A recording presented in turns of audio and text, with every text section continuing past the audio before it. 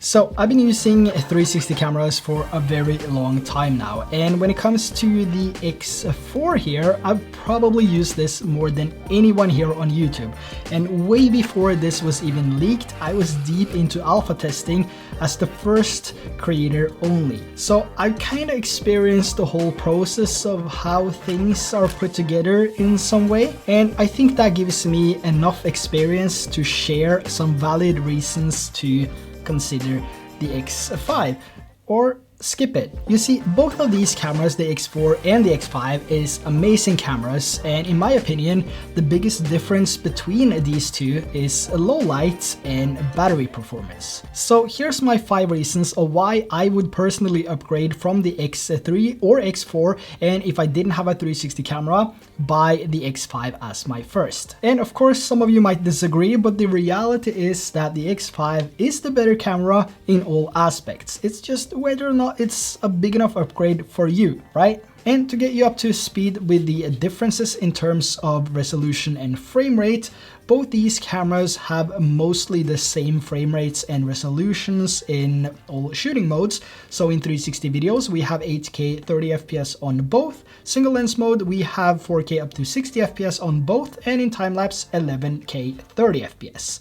If you're an active HDR user, you have a 5.7K up to 60 FPS on the X5 and 30 FPS on the X4. So this is the main difference between these two cameras when it comes to resolution and frame rate.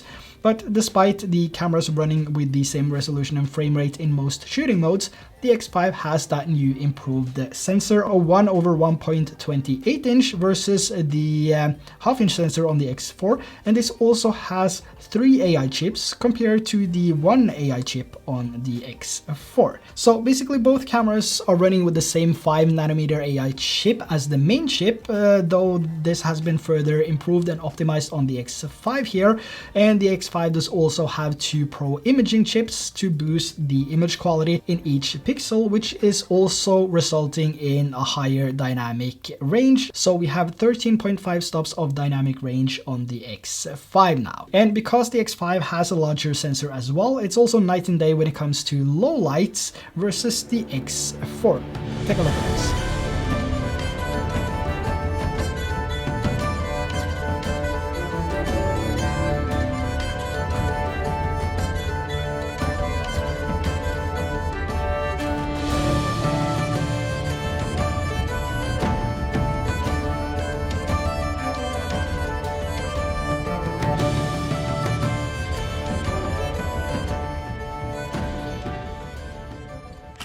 So if you're looking for your first 360 camera, you might not want to skip out on the pure video mode and the option to capture stunning low light videos. Even if you're not the person that usually captures videos at night, sunset or sunrise, just being able to capture these 360 videos in such quality in 360 is a completely different experience than using a regular point and shoot action camera.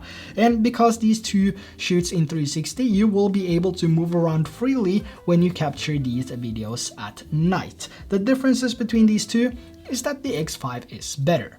Another area where the X5 is better is also when it comes to battery life and heat dissipation. So the X5 is the clear winner out of these two by an average of 38 minutes longer battery life and record time than the X4. And I had the X5 here overheat 1 time versus 4 out of 5 times on the X4 when both were shooting in 8K 30 FPS. However, this is to be expected because each company can only improve on previous generations for people to actually buy the new camera, right? And there's always going to be new tech developed every single year. So the X6 is going to be better than the X5 and the X7 is going to be better than the X6. The question is, which 360 camera should you settle with, which is good enough for you and which will last you for many years without having to upgrade. But being able to record for 1 hour and 30 minutes without experiencing any overheating is a good reason to choose the X5 over the X4 if you're planning on capturing longer videos,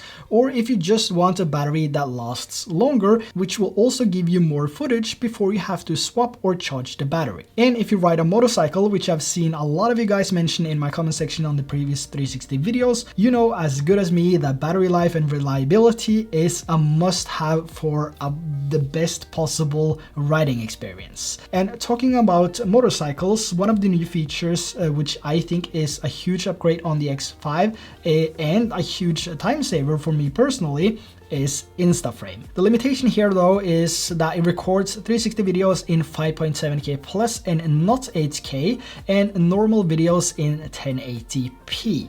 But the boosted 5.7K plus video is not that far off, and in some scenarios I do think this looks better than 8K.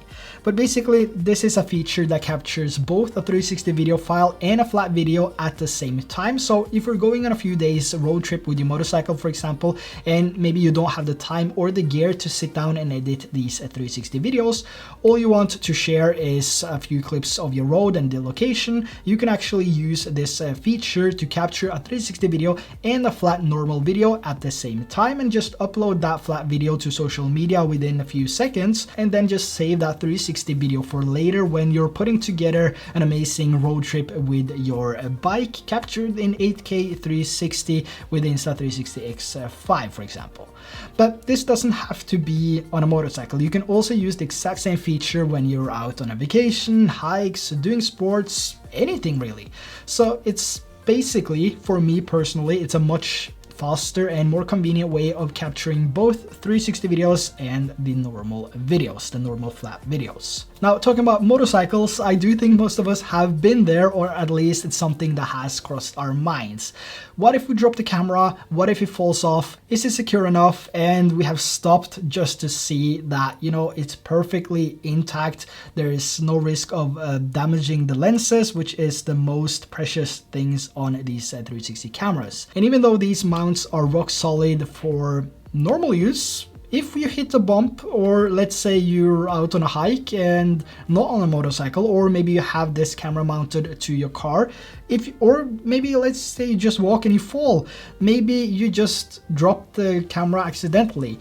Basically, if the camera hits the ground, there is a 100% chance that you will break the lens. Yeah. So what Insta360 did now with the X5 was to make this much easier, much more convenient, especially for me and for us that rides a motorcycle if the accident should happen. So this replacement kit makes it easier to replace the lens on your own without having to open a support ticket at Insta360 and then send the camera back to repair and then wait a few weeks before you receive a new one. So there we have my top 5 reasons to upgrade or consider the X5 as your first 360 camera over the X4.